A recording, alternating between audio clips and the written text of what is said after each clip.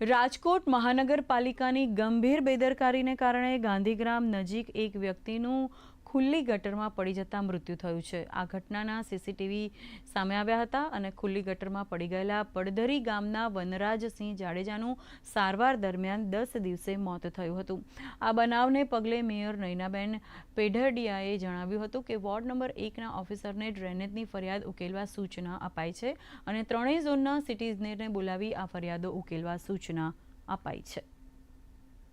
Road ઉપરથી આવતા હતા, અહીંયા ડ્રેનેજનું ઢાંકણું ખુલ્લું હતું, એ પડી ગયા। પછી એમના સામેવાળા કિશોરસિંહને મને બોલાવવા આવ્યો, ભાઈ આવી રીતે ભાઈ ડ્રેનેજમાં ઢાંકણાના હિસાબે પડી ગયા છે કે ભાઈ પડી ગયા લાગ્યું એટલે અમને તો એમ હોય કે ભાઈ હાડકાના વિભાગમાં દેખાડી આવી, એટલે અમે જીટી સેટે એમને લઈ ગયા હતા સવારે।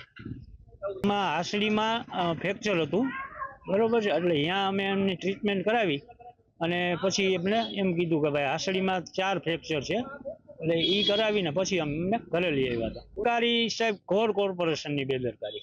ગ્રસ્તનું મૃત્યુ પણ થયું છે, જે ખરેખર દુઃખદ સમાચાર છે।